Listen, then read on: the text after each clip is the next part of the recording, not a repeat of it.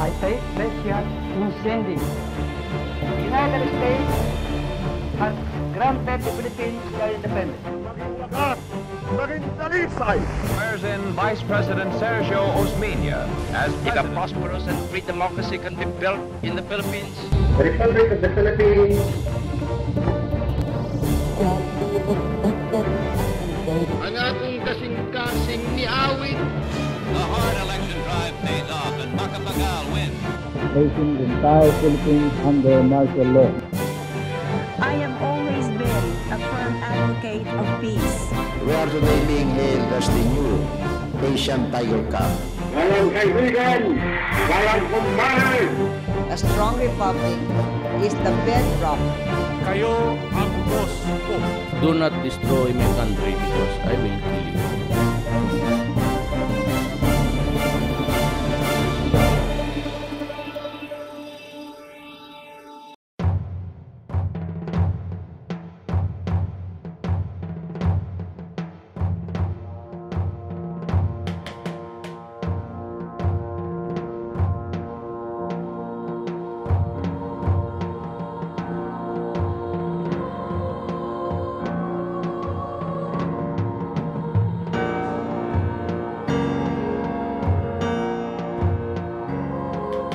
Si Dr. Emmanuel Franco Calairo. Ako ay Assistant Vice Chancellor for Research ng De La Salle University de Marinas at sumulat na rin ako ng mga aklat tungkol sa Cavite.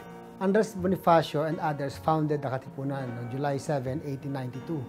It's basically an organization designed to campaign for independence. It's a secret society. So from 1892 to 1896, wala silang ginawa kundi i-organize ang Katipunan. Si Emilio Aguinaldo ay naging bahagi ng Provincial Council sa Cavite kung tawagin ay Sangguniang Magdalo. Actually, he was recruited to the Katipunan at a young age, noong 1895. He was invited to join the Katipunan because of his leadership skills and leadership potential. Because at a very young age ay naging isa na siyang gobernadorcillo ng kanilang bayan. In fact, the first gobernadorcillo of Cavite El Viejo, yung kanilang bayan or kanilang lugar. Ngayon, nung pumutok ang revolution sa noong August 23, 1896 sa Pugad, Lawin, yung mga laban nila Andres Bonifacio at kanyang mga kasama sa Maynila ay hindi nagtagumpay. Yung balak nila na sabayang pag-aalsa ay naganap dito sa Cavite. Ang Cavite ay nag-alsa ng August 31. Dito nagsimulang mamukadkad ang pangalan ni Emilio Aguinaldo. Dahil talo na nga ang mga Katipunero sa Maynila, ang sinunod na nila, Cavite. Majority of the battles ay kasama si Aguinaldo at nanalo sila sa labanan. During the initial phase of the revolution, you could see what happened here in Kawit on August 31st, 1896. He transferred his position as Gobernadorcillo to Candido Tria Tirona because he wanted to be the Captain General of the fighting forces here in Cavite. Subsequently, in the Imus Assembly on December 28, 1896, his candidate for presidency was Edelberto Evangelista. He did not present himself because he has great respect for people who studied more, who had higher achievements as far as education is concerned. He would consult people who have attained degrees and so on and have more experience. So that is another aspect. And in the Tejeros Convention, when the revolutionary government was formed, he was not there. He was in Dasmariñas, in Salitran, fighting the Spanish forces. And he would not even come back to take his oath unless his elder brother Crispulo came to tell him that, okay, I will defend this place and it will be over my dead body. That is the only time he agreed to go to Tansa to take his oath. He did not aim for the presidency. He won in the election even though he was absent in the Tejeros Convention. Actually, ayaw niya. Isa yun sa mga karakter ni Aguinaldo. Siya ay military man. Mapolitika si Aguinaldo, pero Hindi niya gusto yung ugnayan pang politika. Nung nahalal siya sa Tejeros Convention, lumalaban siya sa Pasong Santol.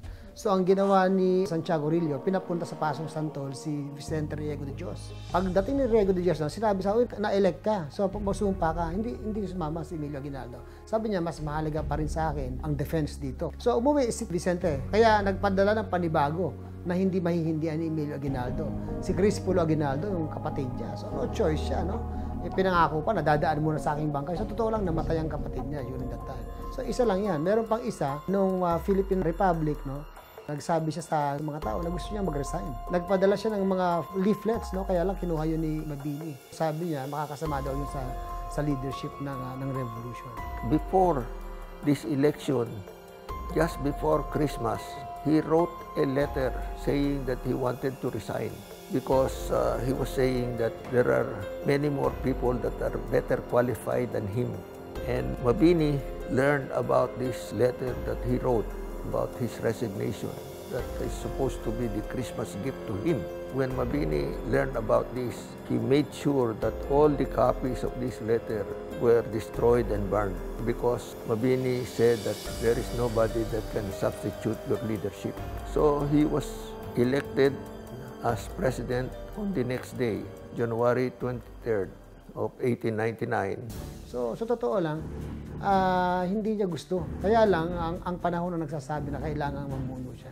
It was the politics of his kababayans, fellow Caviteños, which eventually thrust him up sa position as president of a new revolutionary government created during the Tejeros Convention.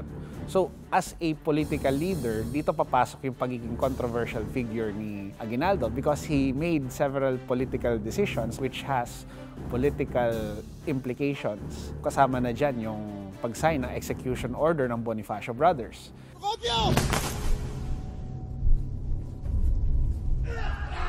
Iniisip mo pa rin ba si Andres Bonifacio?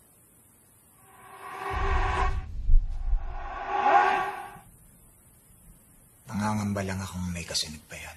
My name is Gerald Tarog and I'm the director of General Luna and Goyo ang Batang General. Ang hirap iwasan na isipin ng tao na kontrabida siya. Primarily because there's so much negative press around Aguinaldo na hindi mo talaga maiwasang isipin na siya yung responsible para sa death ni Luna. Yung death ni Bonifacio, mas malinaw na may hand siya doon kasi may death sentence talaga si Bonifacio. Ang importante lang sa akin was ang sabi ko kay na Mon Confiado and yung mga other characters na medyo, kumbaga, quote-unquote, kontrabida din sa pelikula. Sabi ko lang sa kanila, huwag nyo siyang i-portray na parang kontrabida. Kasi sa utak nila, tama yung ginagawa nila. Sa utak nila, serbisyo para sa bayan yung ginagawa nila. So, yun yung parang number one instruction ko kay Mon Confiado. So, if anything, yun lang yung kinonsider ko for that. He signed the death warrant of the Bonifacio brothers, si Procopio at si Andres. Hinimok siya ng dalawa niyang advisors for the sake of political survival ay kailangan mawala ng magkapatid. And he agreed to sign that. So it was a political decision. Mas hinahayaan niya yung mga intellectual superiors niya na pagalawin yung sistema. He has to manage people of different affiliations.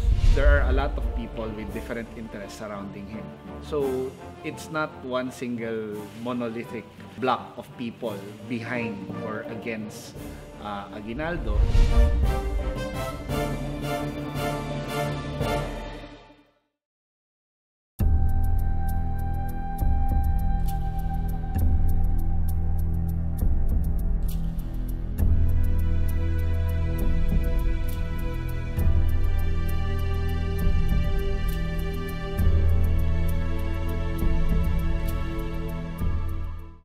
I'm Attorney Federico Aguinaldo Poblete, grandson of General Emilio Aguinaldo, and my mother is the daughter of General Emilio Aguinaldo, Maria del Rosario Aguinaldo, my mother's name.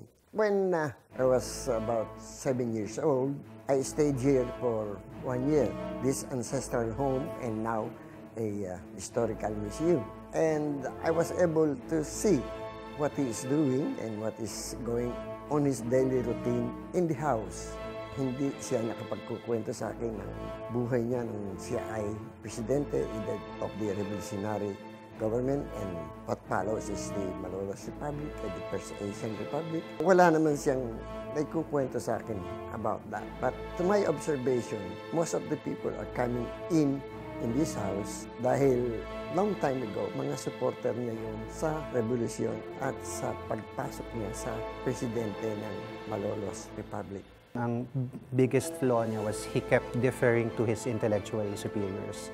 Kasi aminado naman siya na hindi siya ganun katalino. Hindi niya nabasa ng buo yung Noli tsaka El Fili. Pag binabasa niya yung Spanish na version, nakakatulog agad siya. Tapos yung mga anak niya yung nagbabasa sa kanya. Aminado siya doon. Ayaw niyang maging president in the first place. What he did was, pag meron siyang alam na person na mas matalino sa kanya, doon niya pinapabayaan yung decisions. There are so many people pressing their own concerns. For Aguinaldo, of course, there are a lot of people with different interests surrounding him. It's not one single monolithic block of people behind or against Aguinaldo, but you have a diverse, colorful cast of characters surrounding him, including Benjamino, Tirona, Paterno, etc. He selected most of the cream of the Filipino Ilustrados at that time, or not Ilustrados, and they were up to now a respected surname or family name in our history, in our society. He have selected those secretaries who are really talented at our time, and they are really statesmen. Aguinaldo was, of course, very young when he led the revolution. So he needed as much advice as he can. So when he read the constitutional program of Apolinario Mabini, he invited him to become his eventually advisor in June of 1898. As much as possible, of course, Aguinaldo wanted to make the right decisions. So even na maraming mga tao pushing him to make certain decisions, he was gauging what is the best decision at that time. So, to his credit, he employed the help of one of our nationalistic personalities or heroes, Apolinario Mabini. So, Apolinario Mabini gave sound or critical and important good advice to Aguinaldo when it comes to forming a government, leading to the eventual creation of a republic. Mukhang hindi bagay sa iyo ang mahiwalay sa politika. Hindi ko naman ginustong umalis.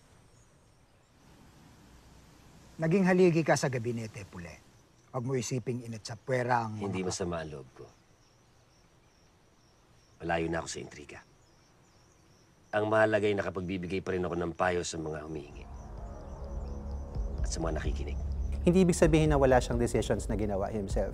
Marami siyang ginawang decisions na kontra kay Mabini, although mas matalino si Mabini sa kanya, gano'n. May mga ginawa siyang gano'n. Pero at the same time, hinahayaan pa rin niya yung mga tao na feeling niya mas may alam sa kanya. But unfortunately, Mabini is not the only person in Aguinaldo's cabinet or Aguinaldo's circle. So there are his kababayans, there are also some people who have their own interest na they wanted Mabini out. So eventually ay yun nga pinakalat yung mga kwento kay Mabini na meron daw siyang STD kaya daw siya nalumpo, etc. And kumbaga they box out Mabini, and one of the faults perhaps of Aguinaldo is that he trusted people who are loyal to him rather than those who, even though they have unpopular opinions, are loyal to the idea of the revolution and the republic. Anong masasabi niyo kay General Luna? Maliban sa mga bagay na alam na natin. Napag-alaman namin na may masama siyang balak. Naganap ito, kamakailan lang. Nag-init ang ulo ni General Luna sa harap ng lahat ng tao sa plaza. Anong bago doon? Sabi niya, di raw siya magdadalawang isip na barilin ng sino mang traitor sa bansa. Kahit na po kayo, Senyor Presidente. At may bali-balita na binabalak ng iluklok ang kanyang sarili bilang diktador, kapalit ninyo. Si Luna ang pinakamahusay kong general. Salamat mga Ginoo. Kailangan ko muna ng panahon para mag-isip. Hindi mo talaga maiwasing isipin na siya yung responsible para sa death ni Luna. Yung death ni Bonifacio, mas malinaw na may hand siya doon kasi may death sentence talaga si Bonifacio. Pero yung kay Luna, although hindi mo pwedeng sabihin na directly responsible siya doon, madaling isipin na alam niya na mangyayari yun. Kasi nung araw na namatay si Luna, Aguinaldo was already rounding up the troops of Luna para kumampi sa kanya. So kung hindi niya alam na mamamatay si Luna, hindi niya naman gagawin yun. So malaki yung chance na alam niya. Kahit ba hindi natin pwedeng sabihin na si Aguinaldo yung nagpapatay talaga kay Luna. Aguinaldo was acting on the belief that Luna was moving to oust him or to conduct a coup d'etat against Aguinaldo. When Aguinaldo learned of the plot, he was acting on those assumptions. Kaya nagkaroon ng sabay-sabay na loyalty checks with the troops under Luna, and of course, some of Luna's units were disarmed, and of course, Luna's officers were arrested, and Luna himself was killed in that process. So when Aguinaldo sent out, there were already orders sending out for the capture, dead or alive, for General Luna and his officers. Because Aguinaldo made that political decision because he was acting on the assumption na Luna, or he was made to believe that Luna was plotting to oust him as president. They claimed that there was a telegram. Aguinaldo said he did not send any telegram. It was Luna himself that sent the telegram. He was going there. And why would you kill somebody in your headquarters? It's so easy to kill him in the battlefield because you will be the main suspect immediately. But I think he offended because the temper of Antonio Luna is something. He had a fight with General Mascardo and Pedro Halolino, the presidential guard. In that movie, they appeared that the presidential guards were weaklings, but you know, they were in so many battles that they were really hardened soldiers, not the way it was depicted in the picture. You know, President Aguinaldo, even with the opposition from Apolinario Mabini and Buen Camino, not to appoint him to be Director of War, appointed Antonio Luna as Director of War. He said that Antonio Luna had some military training which, according to records now from Belgium, did not show that he was really in a military training school. Secondly, the reason why Mabini and Buen Camino were against Antonio Luna being appointed as Director of War, because they considered him a traitor. Why? Because he did not like to fight during the revolution. He was only willing to fight the Americans. Kung babasahin natin yung mga chronicles si Antonio Luna, pinagkakatiwalaan siya ni Emilio Aguinaldo. At naiinggit pa nga ang gabinete sa kanya, naiinggit pa ang mga general kasi itinaas ni Emilio Aguinaldo ang kanyang rango. Sabi nga, wala nang mahihiling si Antonio Luna para doon. Kaya sa akin palagay, yung pinalalaki lang yung issue nung kay Antonio Luna. No? Pero ang maliwanag dyan, una, si Antonio Luna ay merong ugali. No? At yung ugali Antonio Luna ay nakaapekto siya ng maraming tao, lalong-lalo na yung tinatawag nating Kawit Company, hindi lang niya dinasarmahan. No? Okay lang kasi tayo, natanggapin natin yung pagkakamali natin, pero yung para bastusin tayo sa sa harap na ibang tao, medyo hindi maganda yon. It should have come out at the time of the death of Luna. Somebody from the family of Luna are complaining about what happened to him and duly orchestrated about it. But it only happens as of this time na they are trying to implicate that it was planned, but that's also not in the history. Nobody says in the history that he planned it. His death is his fate, and any opinion of that is very controversial or debatable because history doesn't say Aguinaldo planned for it. They only conclude it because of facts that they connected around it. Emilio Aguinaldo really valued so much independence of the Philippines. He valued it more than his own life and his own family. Hindi dapat makalimutan ng tao na siya yung talagang nag-unite sa buong bansa para lumaban sa Kastila. The term hero might be controversial or put the label in, it might cause debate.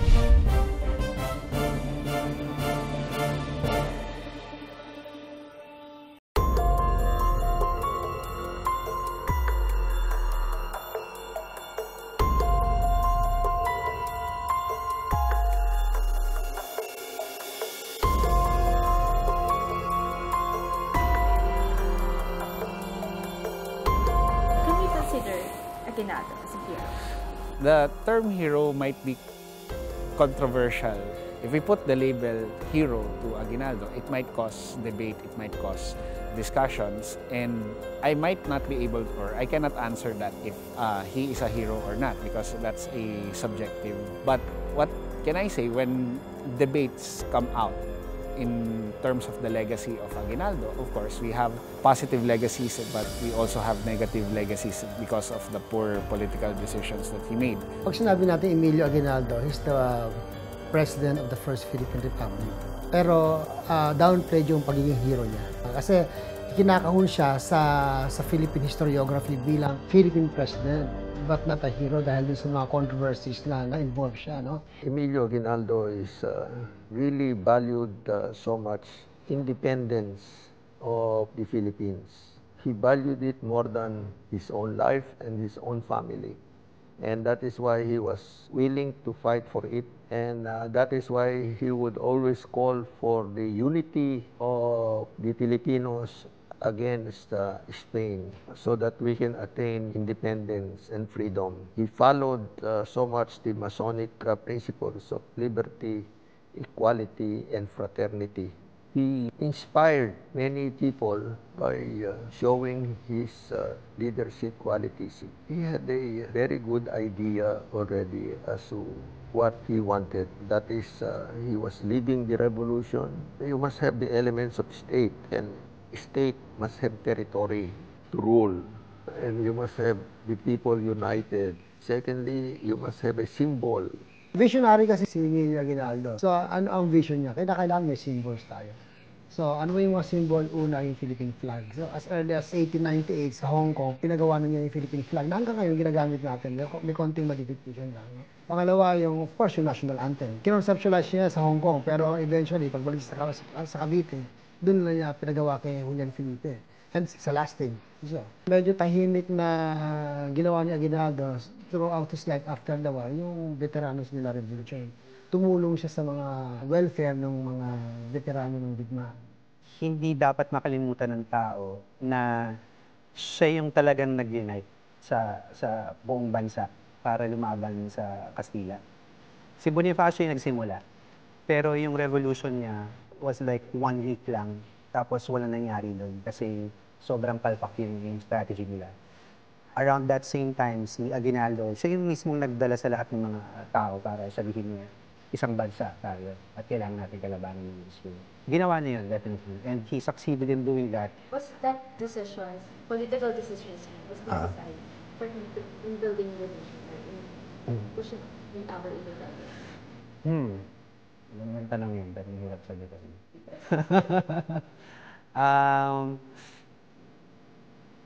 Well, as I keep telling everyone, na parang lahat ng mga taong yun, during that time, feeling nila tamang ginagawa. They were doing their best for the country.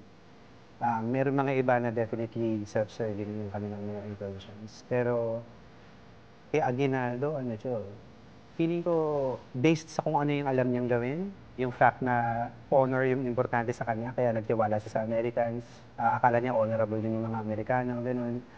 So, lahat ng mga decisions niya, I'm sure, feeling niya tama siya. It's always easy to criticize his decisions dahil tapos na. We must remember that people in history make decisions based on what they believe would make them successful or what is the most reasonable course of action at that time. And Aguinaldo made those decisions. Hindi na natin sila mababawi, but the most we can do is perhaps learn from them and perhaps avoid just to make the same political mistakes that Aguinaldo has so that we can have a better republic at the present. I think he had a very unique position in having led the revolution and be able to establish the First Republic of the Philippines, which has really become a model in Asia because Asia was also colonized by different European countries, and that is why they say, you can see, if the Filipinos can do it, we should be able to do it also. And they were happy that after World War II, they were decolonized much later than we became independent. there are two aspects or the perspective of nation building and building a nation. So Aguinaldo was from building a nation. He rallied the people to unite into a revolution. And the revolution gave birth to our first military government or revolutionary government. And that started the birth of the Filipino nation. After that, that will be the building of the nation. The building of the nation is the First Republic. The Republic was built, and then all the concept of giving a healthy economy for the nation were conceptualized by them, and they put up the right people in the right place, and they put up what could be the duties of every citizen. The concerted effort will build up a healthy economy to make Philippines a respectable country of the nation.